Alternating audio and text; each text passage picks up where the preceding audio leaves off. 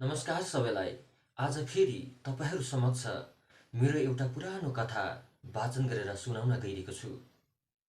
अनि यो कथा मैले आजभन्दा लगभग 14-15 वर्ष अगाडि लेखेको थिएँ होला सायद। अनि यो कथा त्यति बेला आकाशवाणी गान्तोकबाट प्रसारण पनि भएको थियो। हुन त यो कथा वर्तमान परिवेशका कतिवटा कुराहरूसँग सान्दर्भिक नहोला, यो कथाले अहिलेका कतिवटा कुराहरूसँग तालमेल नराख्ला, किनभने यो कथा त्यति बेला लेखिएको हो जति बेला गाउँघरमा रेडियो सुन्ने प्रचलन यथावत थियो। पत्र लेखनको छुट्टै महत्त्व थियो।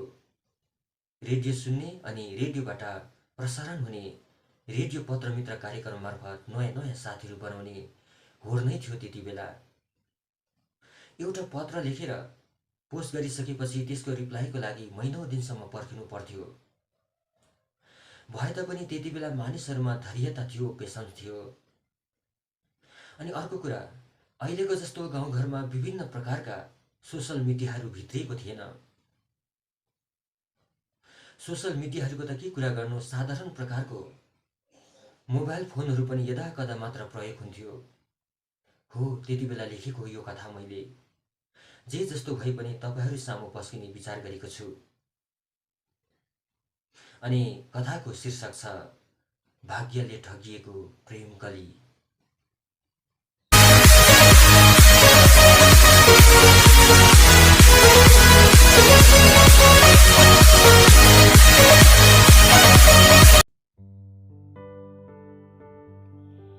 स्नेही सन्ध्या, मुटुभरिको माया, अविरल यादहरू, तपाईका भावनाहरू सुने साँच्चै कदरयोग्य छन् तपाईका हरेक भावनाहरू। हो सन्ध्याजी, म पनि तपाईँ जस्तै मित्रको खोजीमा थिएँ, यसैले आज तपाईँसँग मित्रताको हात बढाउँदैछु। सन्ध्याजी, मैले तपाईँलाई सबै कुरा त दिन नसकुँला, तर तपाईँका जिन्दगीका हरेक उकाली ओह्रालीहरूमा छाया भई हिँडिदिन सक्छु। तपाईँका हरेक दुखाइहरूमा साझेदारी भई आँसु बगाइदिन सक्छु। अरू केही दिनु नसके तापनि जिन्दगीभर तपाईँलाई चोखो माया औ प्यार त दिन सक्छु। अनि मलाई लाग्छ एक सच्चा मित्रको चिन्हारी धनले होइन मनले दिइन्छ, होइन र? तपाईँको सकारात्मक जवाबको आशासहित आजलाई यतिमा नै पत्रान्त गर्दछु। उही तपाईँको साथ चाहने प्रभात। हो, उही प्रभात जसले आजभन्दा 7 वर्ष अगाडि उक्त पत्र पठाएको थियो अनि हाम्रो भेट भएथ्यो आकाशवाणी गान्तोकको रेडियो पत्र मित्र कार्यक्रम मार्फत। उनको उक्त प्रस्तावलाई सहर्ष स्वीकारेकी थिएँ मैले। अर्कोपल्ट उसको सम्पूर्ण परिचय पाएपछि मैले पनि औपचारिकता निभाएकी थिएँ यसरी। प्रभात, म परिवारकी जेठी छोरी। मैले त्यति पढेकी छैन, जेनतेन 8औं क्लाससम्म पढेकी छु। मेरो एक भाइ र एक बहिनी छन्। रुखोसुखो जस्तै भए तापनि गाउँकै एउटा मिसनरी स्कुलमा भर्ना गरेको छु उनीहरूलाई। थुप्रै पढ्ने मेरो चाहना उनीहरूले नै पुरा गरोस् भन्दैछु। खर्च धान्न त हम्मी पर्छ, तर जसो तसो म्यानेज गर्दै आएकी छु आजसम्म। मेरो बाबा आमा अलिक कमजोरी हुनुहुन्छ, यसैले प्रभात छोरा जस्तै भएर परिवारको सबै काम गर्नुपर्छ मैले। फेरि भएन, समाजमा बसिसकेपछि सामाजिक क्रियाकलापहरूतिर पनि मैले नै भ्याउनुपर्छ। यस्तै व्यवस्थाले गर्दा मैले स्कुल छाड्नु पर्यो। यस्तै अरू के लेखेर अन्तमा प्रश्न गरेकी थिएँ, प्रभात तपाईँ त कलेज पढ्ने युवक, म भने ग्रामीण अर्धशिक्षित नारी, हाम्रो यो सम्बन्ध अलिक असुहाउँदिलो भएन र? उत्तरमा लेखेथ्यो उनले, स्नेही सन्ध्या, तपाईँका व्यवस्थाहरू पढे दुःख लाग्यो, तर दुःखभन्दा पनि ज्यादा त खुसी लाग्यो, किनकि आज तपाईँ जस्तै एक व्यवहारिक औ कर्तव्यशील साथी पाएको छु। परिवार औ समाजप्रति तपाईँले लिनुभएको दायित्व साँच्चै सराहनीय छन्। तपाईँ एक छोरी मान्छे भएर पनि आफ्नो खुसीको व्यवस्था गरी परिवार औ समाजको खुसीको निम्ति लागि पर्नु भएको छ। साँच्चै सन्ध्याजी, तपाईँका कुराहरू पढेर मलाई आत्मग्लानि भइरहेको छ कि म एक छोरा मान्छे भएर पनि परिवार औ समाजप्रति केही गर्न सकेको छुइनँ रहेछु अझसम्म। हो, पढेर मात्र हुँदैन, अब परिवार औ समाजप्रति पनि मैले केही गर्नुपर्छ। तपाईँबाट शिक्षा पाएको छु। अनि सन्ध्याजी, त्यस्तो प्रश्न राखेर किन अझ लज्जित तुलाउनुहुन्छ मलाई? मित्र तथा एउटा भावनात्मक सम्बन्ध हो, दुई निस्वार्थ मनहरूको मिलन हो।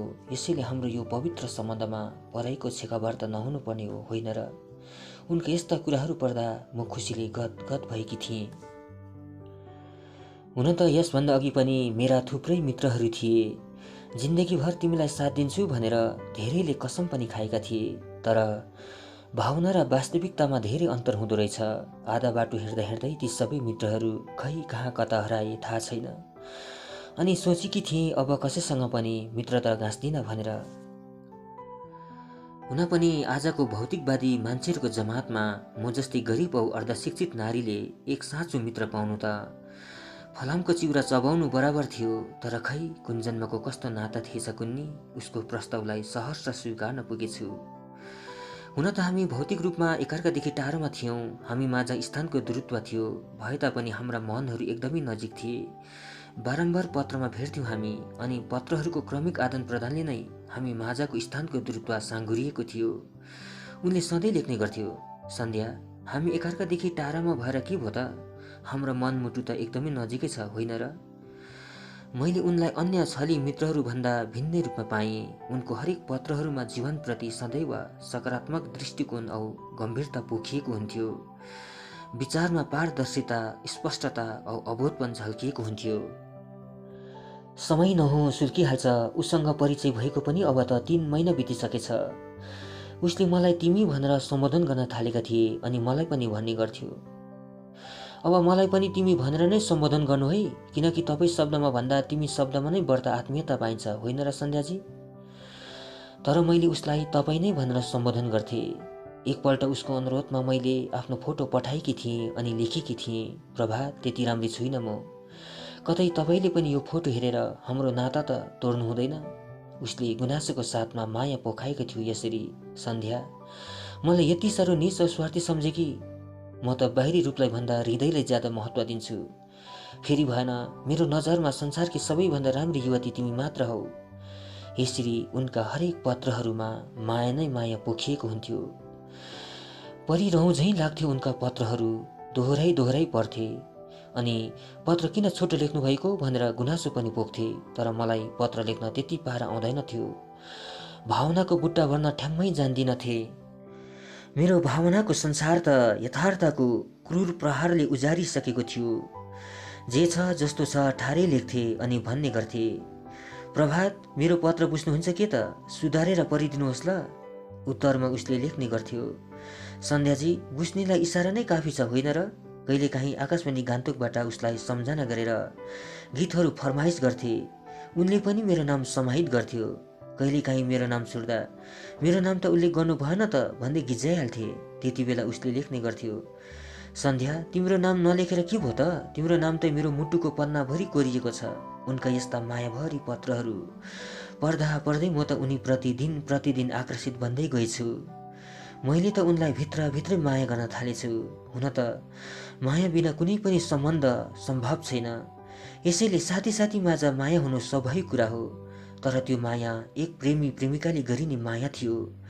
2 वैशालु धड्कनहरूमा गुन्जिने प्रेम राग थियो। साँच्चै माया भन्ने कुरो कोसँग औ कति बेला हुन्छ थाहा नहुँदो रहेछ कसैलाई। यो त अन्जानै औ अनायासै प्रस्फुटन हुँदो रहेछ। फेरि मायालाई भौगोलिक सीमाले पनि छेक्न नसक्दो रहेछ। यसैले माया अनन्त औ सर्वव्यापक हुँदो रहेछ। तर मैले उसलाई मनको कुरा खोल्न सकिनँ। म तिमीलाई माया गर्छु भन्दै मायाको प्रस्ताव राख्न सकिनँ, किनकि यसो भन्ने अधिकार त पुरुषहरूलाई मात्र दिएको छ समाजले। तर म त एक नारी थिएँ। हुन त अचेल नारी पुरुष बराबरी भन्दै नारी स्वतन्त्रता औ समानताका प्रसङ्गहरू नउठेका होइनन्। तर अफसोस, नारीप्रति समाजको सङ्कुचित सोचाइ औ पूर्वाग्रहप्रति खासै परिवर्तन आएको छैन। जहाँ पुरुषहरूको राजी खुसी चल्छ त्यही नारीहरू सामाजिक मान्यता औ मर्यादाको घुम्टो ओढेर बस्नुपर्छ, अन्यथा पोथी बाँच्न थालेछ अब अनगल हुन्छ भन्दै कुरा काट्न थाल्छन् समाजले। यसैले समाजको मान मर्यादा औ मान्यताको अघि नारीहरूको स्वतन्त्र विचार औ भावनाको हत्या हुन्छ अनि आफूले मन नपराइएकाहरूसँग पनि सम्बन्ध गाँच्न विवश बन्छन् नारीहरू।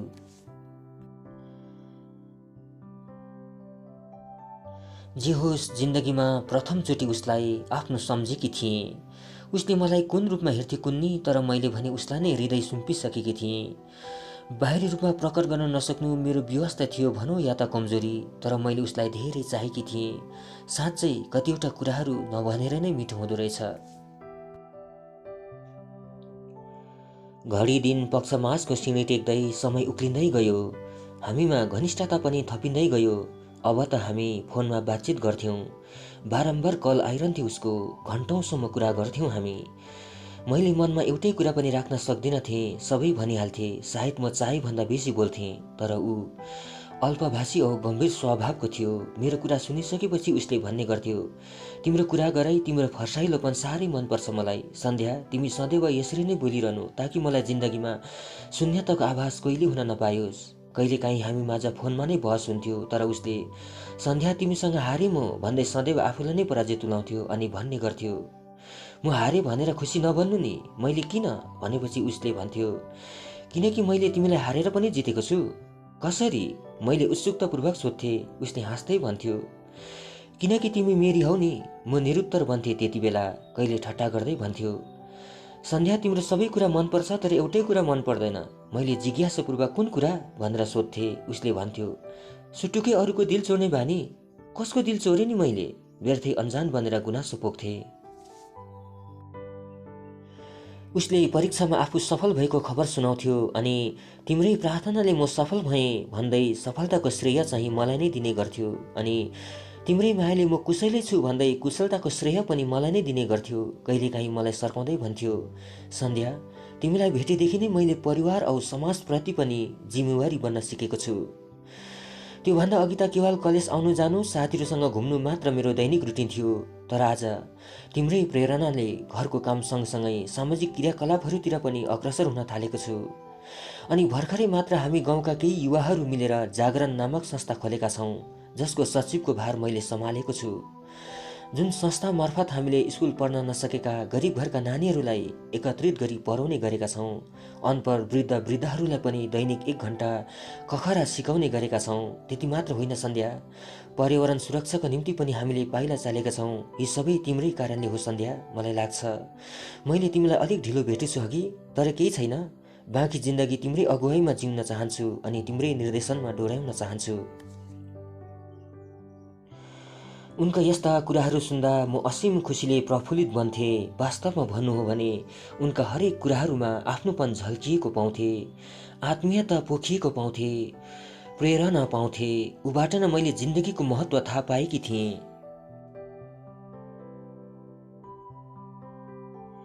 तर अफसोस मेरो त्यो खुसी, त्यो उमङ्ग स्थायी थिएन रहेछ सायद। अकस्मात ऊबाट कल आउनु छोड्यो। मैले कतिपल्ट ट्राई गरेँ तर उसले ठ्याक्कै फोन उठाएन। म हताश बन्न थालेँ।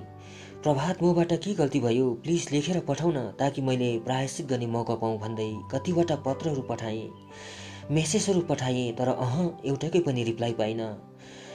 ऊ कदापि यति साह्रो निष्ठुरी बन्न सक्दैन मलाई पूर्ण विश्वास थियो, किनकि उनको हृदयको कोमलता थाहा थियो मलाई। निश्चय पनि उसलाई कुनै सङ्कट पर्यो होला औ म पनि उसको दुःखमा सरिक बन्न चाहन्थेँ। म पनि उसँगै रुन चाहन्थेँ, तर उसले न त फोन गर्यो न त पत्रको जवाफ नै पठायो। दिनहरू बित्दै गए, मनको ज्वाला धन्किनै रह्यो। कुनै चिज गुमाएपछि अझ त्यसको महत्त्व बढ्दो रहेछ। उसको यादले झन् सताउन थाल्यो। अब कुनै काम गर्न पनि जाँगर चल्न छोड्यो, खानुमा अरुचि हुन थाल्यो। दिनदिनै दुब्लाउँदै गएँ। आमा बाबाले खै गर्नुहुन्थ्यो, मलाई केही भएको छैन भन्दै टाढिदिन्थे। तर मनमा जति नै डरले सल्के पनि बाहिरी त हाँसेर नै बाँचेकी थिएँ। परिवार औ समाजप्रतिको जिम्मेवारीदेखि पन्छिएकी थिइनँ। भाइ बहिनीको पढाइप्रति कुनै कसर बाँकी राखिनँ। अनि भावनाको आवेशमा आएर कर्तव्य विमुख भई कुनै गलत कदम उठाइनँ मैले। जेन तेन मनलाई सम्हाले, सिर्फ एउटै छटपटी थियो, ऊ किन अचानक मदेखि टाढियो? मबाट के गल्ती भयो? यो कुराले भने मलाई दिन रात सताउन थाल्यो। यसरी नै 6 महिना बितिसकेछ। हिउँदको मास, साँझ छिटो परिहाल्छ। फेरि बस्तीको जग्गा, काम कहिल्यै सकिँदैन। खेतबाट आएर पनि गोबर सोर्नु, गाई दुहुनु, कुखुरा छोप्नु दैनिक रुटिन थियो मेरो। यी सबै कामहरू सकेर हात खुट्टा पखाली घर भित्रिएँ। 6:20 गएछ। आइतबार भएकोले आकाशवाणी गान्तोकबाट गीति कार्यक्रमको समय भएछ। छिमेकीको घरको रेडियोबाट मिठो गीत बजिरहेको थियो। नभेटेको धेरै भयो, खबर केही छैन। साँच्चै ग्रामीण बचाइहरू एकदमै सरल औ एकनासे हुन्छन्। एक लगनी काम हुन्छ सबैको, तर साह्रो गाह्रो पर्दा सबै एक भइदिन्छन्। कर्ममा व्रत विश्वास राख्छन्। यसै र कुकुरी कहाँ सँगै बिउजेका गाउँलेहरू बेलुकी सूर्यास्त हुँदा मात्र घर भित्रिन्छन् अनि दिनभरिको थकानलाई गीत सङ्गीत सुनेर मेट्न चाहन्छन्। मैले पनि पुरानो रेडियो खोलेँ। स्वाँ मात्र गर्यो। ब्याट्री सकिएछ। पहिला पहिला त उसलाई सम्झना गरेर गीतहरू फरमाइस गर्थे अनि गीत मार्फत उसलाई मनको भाव पोख्थे। तर अब कसलाई सुनाउनु, कसले सुनिदेला र मेरो मनको बह। नाना तपाईँको चिठी। भाइले सेतो लिफा फ्यात्तै टेबलमाथि फ्याँकिदियो। झसङ्ग झस्केँ। ए म त अतीतमा डुब्न पुगेछु। आज अचानक कसको चिठी आएछ? ऊ टारिएदेखि मलाई सम्झिने नै को छ र? तर लिफामा लेखिएको ह्यान्डराइटिङ हेरेर नै उसकै चिठी हो भनेर थाहा पाइहाले। ओहो, उसले मलाई भुलेको छैन रहेछ। सपना जस्तो लाग्यो। के लेखेको होला? हृदयको दर बढ्न थाल्यो। हतार साथ चिठी निकालेर पढ्न थालेँ।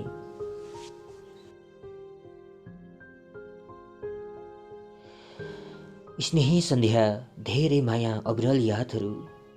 के सोचेथे जिन्दगीमा, के भयो आज। नचाहँदा नचाहँदै पनि तिम्रो कोमल दिलमा ठेस पुर्याउन गइरहेछु। साँच्चै सन्ध्या, तिमीलाई रुवाउने मेरो धोको थिएन कदापि। तर परिस्थितिको दास मान्छेलाई आफ्नो इच्छा अनुरूप मात्र कहाँ मिल्दो रहेछ र? तिमीदेखि म किन टारिए सम्पूर्ण बताउँदैछु आज। सन्ध्या, तिमीलाई थाहै छ, एकपल्ट म साथीसँग दिल्ली घुम्न गएको थिएँ। तर त्यति बेला मैले दिल्ली भ्रमणको झुटो बयान सुनाएको थिएँ तिमीलाई। सत्य कहिल्यै नलुक्दो रहेछ। यसैले आज वास्तविक कुरा भन्दैछु। दिल्ली पुगेको भोलिपल्ट दिल्लीका रमणीय स्थलहरू घुम्न भने हामी एउटा कारमा चढेका थियौँ।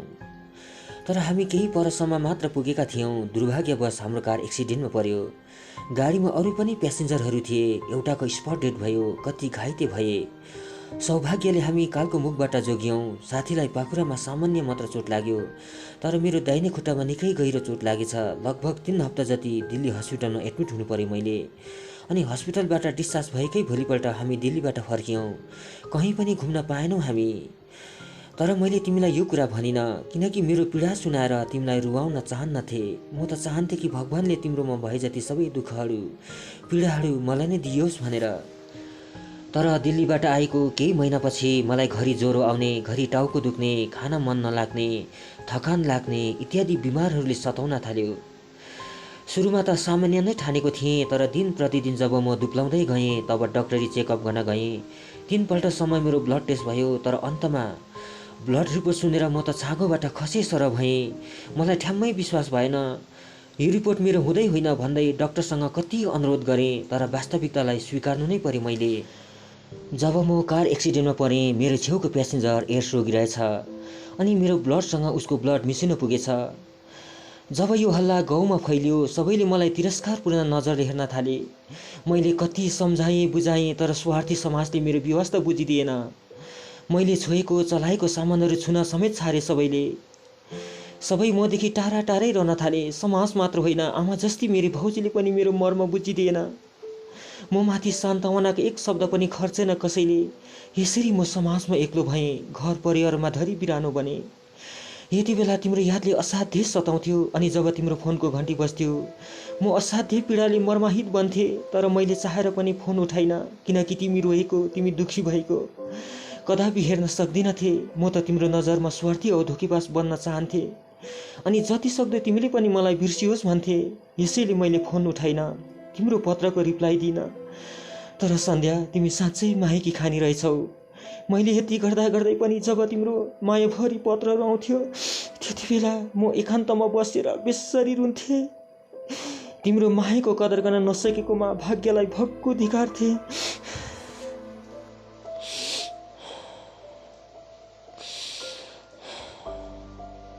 सन्ध्या, अब म न समाजको बन्न सकेँ, न परिवारको बन्न सकेँ, न त तिम्रो नै हुन सकेँ।